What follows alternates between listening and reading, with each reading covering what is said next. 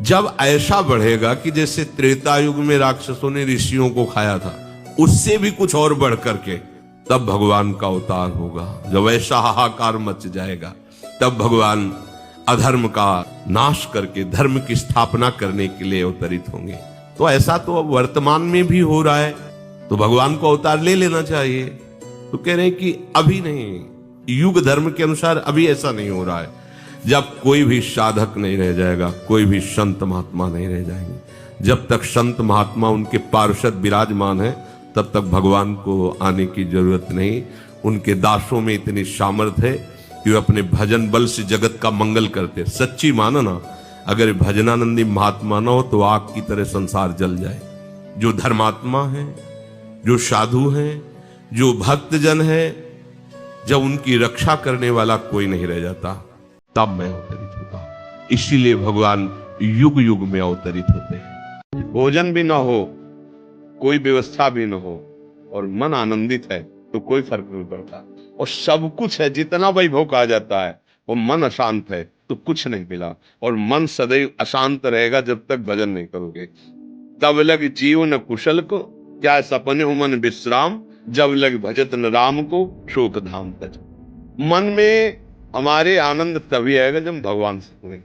एकांत बैठना, श्री जी को साक्षी करना, और बचपन से लेके अभी तक अपने रजिस्टर को पलट के देख लेना, तो तुम्हारी जो आंख है ना, वो सदा सदा के लिए झुक जाएगी कि कितनी कृपा मुझ अधम पर है।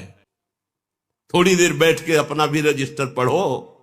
क्या हो तुम, क्या थे तुम, कहां हो तुम, कहां जाना है, कैसे हो, क्या कर रहे हो। कभी अपने हृदय में बैठकर इन प्रश्नों का उत्तर लो अपने अंदर। साधक बन जाओगे, सुधर जाओगे, भगवत प्राप्ति हो जाएगी। मान लो हमारी प्रार्थना।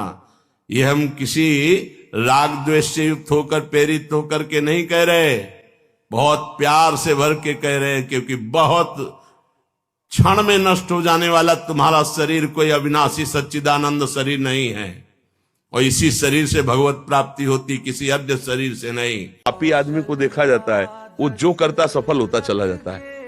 तो आपको संशय हो जाएगा कि हम तो धर्म से चल रहे, जो करते उसमें निष्फलता, और ये सफल होता चला जा रहा है, क्योंकि उसका सर्वनाश होना है। उसके थोड़े पुण्य हैं, उन पुण्यों के प्रताप से सफल हो रहा है, और खूब पाप कर रहा है। तो पीछे का पाप और अभी का पाप जब जुड़ेगा, ये पुण्य खत्म हो जाएंगे, मिटिया मेट हो जाएगा। उनकी बाजी लगाई जाती है, प्राणों को समर्पित किया जाता है। शरीर पोसी, शरीर को दुलार करते, आग में जलेगा, सड़ेगा, किसी काम में आने वाला नहीं शरीर। अपने प्राणों को बलिहार करने वालों को उदाहरण में देखो, बॉर्डर में खड़े हैं देश के लिए गोली खाने के लिए, और खाते हैं। वही संसार प्रिय लग रहा है। भगवत आश्रय पुष्ट नहीं, भगवत शरणागति पुष्ट नहीं। दुर्गति के चांस पक्के रहते हैं। नजरों से गिराना ना, चाहे जितनी सजा देना, नजरों से जो गिर जाए मुश्किल ही संभल पाए। ये भगवत मार्ग है।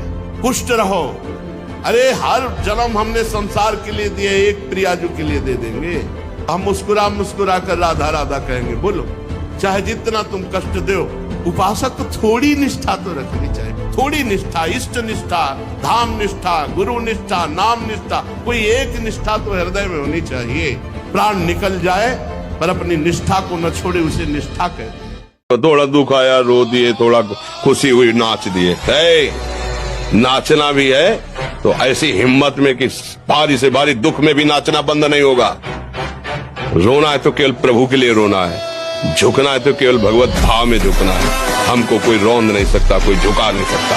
हम भगवान के अंश हैं।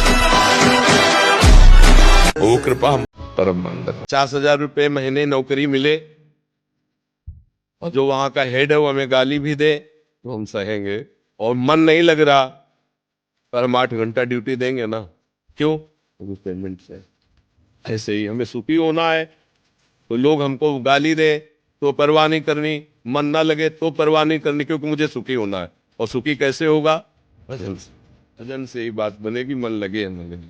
हम कभी नौकरी के लिए कहते हैं क्या? हमारा मन नहीं लगता, नहीं, वहां नहीं लगता तो भी मन को सिखाएंगे। उपासक का चेहरा अग्नि ज्योतिमय, ज्योतिमय।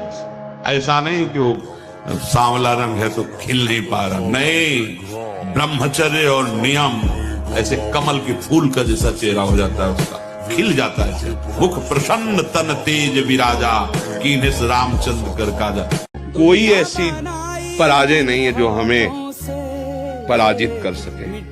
हम अविनाशी के बच्चा हैं, एक बार नहीं, 2 बार नहीं, 1000 बार प्रयास करेंगे और पराजय को रौंदेंगे और जय को प्राप्त होंगे। निराश होने की तो बिल्कुल जरूरत नहीं। जो निराश हो जाते हैं, उदास हो जाते हैं, उनके जीवन में सत्संग नहीं होता, इसलिए हो जाते हैं। आप सच्ची बात समझ